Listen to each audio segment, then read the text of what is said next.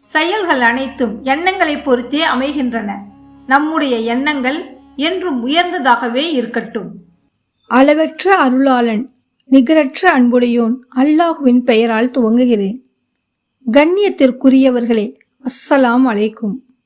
நபி ஸல்லல்லாஹு அலைஹி வஸல்லம் அவர்கள் சொன்னார்கள், உங்கள் குடும்பங்களில் பிரச்சனை, மனசஞ்சலம், மனக்குழப்பம், மனக்கவலை வரும்போது உங்களை யாரேனும் ஏதாவது சொல்லி அதனால் மனவேதனை வந்தால் இதனை ஓதுங்கள் என்று கற்றுக் கொடுத்து இருக்கிறார்கள்.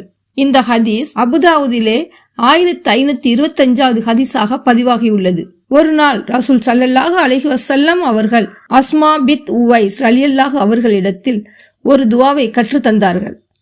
அஸ்மா, உங்களுக்கு கவலை ஏற்படும் சமயங்களில் ஓதுவதற்கு ஒரு துவாவை சொல்லித்தரவா? அதை உங்களுக்கு கவலை வரும்போது, கவலையோட நிலை வரும்போது நிச்சயமாக ஓதினால் உங்கள் மனக்கவலை நீங்கும் என்று சொல்லிக் கொடுக்கிறார்கள்.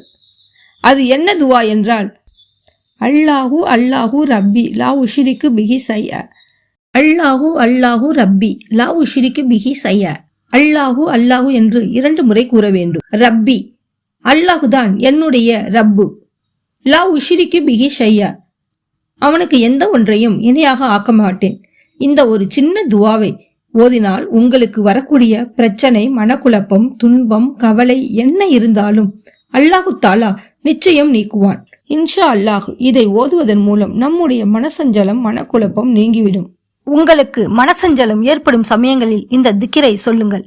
உங்கள் நண்பர்களுக்கும் பகிருங்கள்.